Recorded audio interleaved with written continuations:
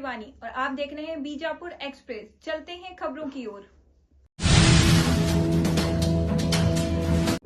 ಇವತ್ತು ನಾನು ಬಿಜಾಪುರ ನಗರದ ಒಂದು ಇನ್ಚಾರ್ಜ್ ಇರೋದ್ರಿಂದ ಇವತ್ತು ವಿಶೇಷವಾಗಿ SIR ಒಂದು ಮನೆ ಒಂದು ಕಾರ್ಯಾಚರಣೆ ಒಂದು ಪ್ರಾರಂಭ ಆಗ್ತಿರೋದ್ರಿಂದ ರೆಮ್ಯುನರೇಷನ್ ಫಾರ್ಮನ್ನು ಇವತ್ತಿಂದ ನಾವು ತುಂಬೋದಕ್ಕೆ ಸ್ಟಾರ್ಟ್ ಮಾಡಿ ಒಂದು ಜುಲೈ 29 ಇದು ಕೊನೆಗೊಳ್ತಿರೋದ್ರಿಂದ ಇಲ್ಲಿ BLA2ಗಳ ಒಂದು ತರಬೇತಿ ಶಿಬಿರ ಹಾಗೂ ಫಾರಮನ್ನು ಯಾವ ರೀತಿ ತುಂಬಬೇಕು, ಯಾವ ರೀತಿ ನಾವು ಅಪ್ರೋಚ್ ಮಾಡಬೇಕು, ಮತದಾರರ ಪಟ್ಟಿಯಲ್ಲಿ ಬಿಟ್ಟೋಗ್ಲಿದ್ದಾಗೆ ನಾವು ಏನನ್ನ ಕ್ರಮಗಳನ್ನು ತಗೋಬೇಕು, ಜೊತೆಗೆ ಯಾವೆಲ್ಲ ಒಂದು ಪ್ರೂಫನ್ನು ನಾವು ಇಟ್ಕೋಬೇಕಾಗುತ್ತೆ, ಅದಕ್ಕಿಂತ ಏನೇನು ಬೇಕಾಗುತ್ತೆ ಅನ್ನುವಂಥ ಒಂದು ಮಾಹಿತಿಯನ್ನು ನೀಡೋದಕ್ಕೋಸ್ಕರ ಇವತ್ತು ಇಲ್ಲಿ ಸಭೆಯನ್ನು ಆಯೋಜಿಸಿದ್ರು.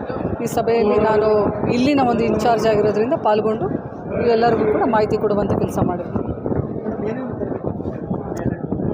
BLA2ಗಳಿಗೆ ಇವತ್ತು ವಿಶೇಷವಾಗಿ ರೆಮ್ಯುನರೇಷನ್ ಫಾರ್ಮನ್ನು ತುಂಬೋದನ್ನು ಒಂದು ಟ್ರೈನಿಂಗನ್ನು ನೀಡ್ತಾ ಇದ್ದೀವಿ.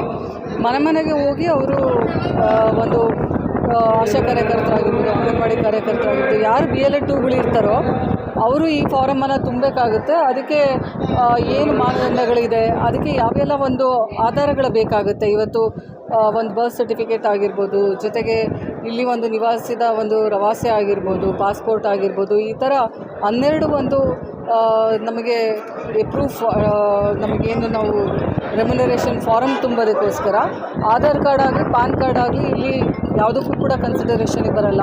ಈ 12 ಏನು ಪ್ರೂಫ್ಗಳನ್ನು ನಾವು ಕೇಳಿದೆ ಸರ್ಕಾರ ಚುನಾವಣೆ ಆಯೋಗ, ಅವನ್ನೆಲ್ಲವನ್ನು ಕೂಡ ತಿಳಿಸ್ಕೊಡುವಂಥ ಕೆಲಸ ಇವತ್ತು ಮಾಡಿದ್ದೀವಿ.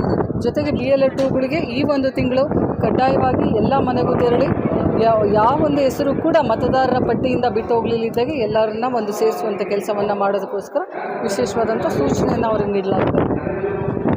ಸಾಕಷ್ಟು ಸಮಯದಿಂದ ತಾವೆಲ್ಲರೂ SIR ಬಗ್ಗೆ ಸುವಿಸ್ತರವಾಗಿ ಕಾಂತಾ ನಾಯಕರಾಗಿರ್ಬೋದು, DCC ಅಧ್ಯಕ್ಷರಾದಂಥ ನಮ್ಮ ಮಲ್ಲಿಕಾರ್ಜುನ ಲೋನಿಯವರಾಗಿರ್ಬೋದು ತಮ್ಮೆಲ್ಲರಿಗೂ ತಿಳಿಸಿದರೆ SIR ಅಂತಂದರೆ ಏನು ಅಂತೇಳಿ ತಮ್ಮೆಲ್ಲರ ಪರಿಭಾವನೆ ಇರ್ಬೋದು. ಇಷ್ಟು ವರ್ಷ ಇರಲಿಲ್ಲ, ನಾವೆಲ್ಲರೂ ಇಷ್ಟು ವರ್ಷ ಮತದಾನ ಮಾಡಿದ್ದೀವಿ, ಮತದಾರರ ಪಟ್ಟಿಯಲ್ಲಿ ನಮ್ಮ ಹೆಸರಿರ್ತಿತ್ತು, ಹೋಗಿ ಮತದಾನ ಮಾಡ್ತಿದ್ವಿ, ಮತದಾನ ಮಾಡಿದ್ರೆ ಮುಗ್ದೋಯ್ತು ಅಂತೇಳಿ ತಾವೆಲ್ಲರೂ ಭಾವಿಸಿದ್ರಿ. ನಿಮ್ಮ ತಂದೆ ತಾಯಿ, ಅವರ ತಂದೆ ತಾಯಿ 4 ತಲೆಮಾರು ಅಂತ ಇಟ್ಕೊಳ್ಳಿ, ಎಲ್ಲರೂ ಕೂಡ ಮತದಾನ ಮಾಡಿದ್ದೀರ ಇಲ್ಲಿವರೆಗೂ. ಆದರೆ ಇವತ್ತು ಚುನಾವಣಾ ಆಯೋಗ ವಿಶೇಷವಾದಂಥ ಒಂದು ಅವಕಾಶವನ್ನ ನಮ್ಮೆಲ್ಲರಿಗೂ ನಾಗರಿಕರಿಗೆ ನೀಡಿದೆ ಅಂತಂದ್ರೆ ಅದು ಅವರಿಗೆ ನಾವೆಲ್ಲರೂ ಕೂಡ ಕೃತಜ್ಞತೆಗಳನ್ನ ಸಲ್ಲಿಸಬೇಕು. ಯಾಕಂತಂದ್ರೆ ಬಹಳ ಅಗತ್ಯವಾಗಿದೆ. ತಾವೆಲ್ಲರೂ ಪಶ್ಚಿಮ ಬಂಗಾಳದ ಚುನಾವಣೆಯನ್ನು ನೋಡಿದ್ರಿ, ತಮಿಳುನಾಡಿನ ಚುನಾವಣೆಯನ್ನು ನೋಡಿದ್ರಿ, ಯಾಕೆ ನಮ್ಮ ಅಭ್ಯರ್ಥಿಗಳು ಪರಾಜಿತರಾದರು ಅಂತೇಳಿ ನಾವು ಇಲ್ಲಿ ವಿಶ್ಲೇಷಣೆ ಮಾಡಬೇಕಾಗಿದೆ. 1 ಲಕ್ಷ ಮತದಾನದಿಂದ 1 ಲಕ್ಷದಿಂದ 65,000ದಿಂದ ಯಾಕೆ ಅವರು ಪರಾಜಿತರಾದರು? ಯಾಕಂತಂದ್ರೆ ನಮ್ಮವರೇ ಕಾಂಗ್ರೆಸ್ ಪಕ್ಷದ ಇವತ್ತೇನು ನಮ್ಮ ವೋಟರ್ಸ್ ಇದ್ರು ಅವರ ವೋಟ್ಗಳನ್ನೇ ಇವತ್ತು ಬಿಟ್ಟೋಗಿತ್ತು. ಈ SIR ಮೊದಲು ಕೂಡ ಪರಿಷ್ಕರಣೆ ನಡೆದಿತ್ತು.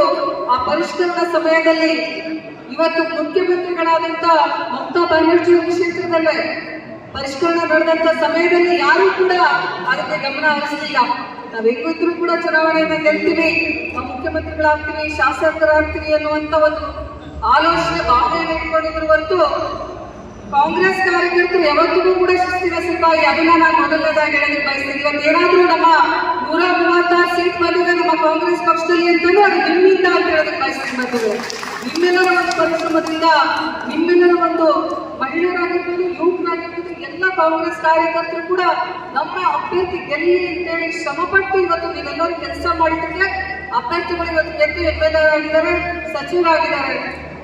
ಆ ಶ್ರಮ ನಿಮ್ಮಿಂದ ಇರೋದ್ರಿಂದ ನಿಮಗೆ ನಾವು ಮಾಹಿತಿ ಕೊಟ್ಟರೆ ನೀವು ಆ ಕೆಲಸ ಮಾಡ್ತೀರಾ.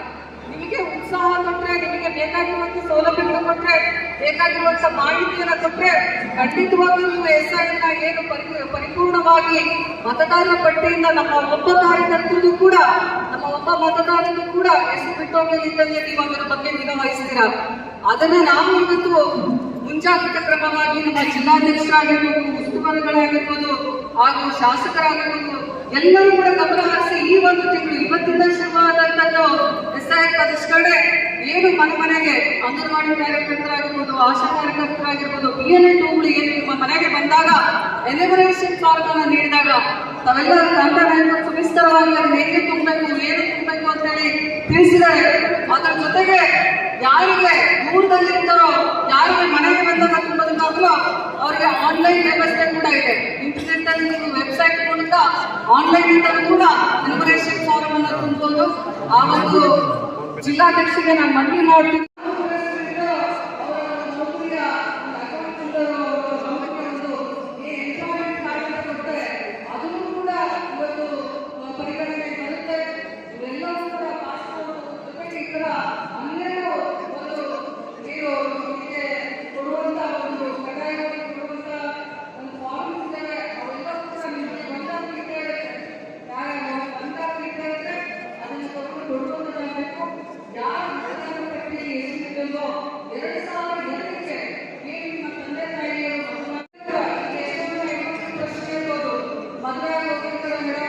ಬೇರೆ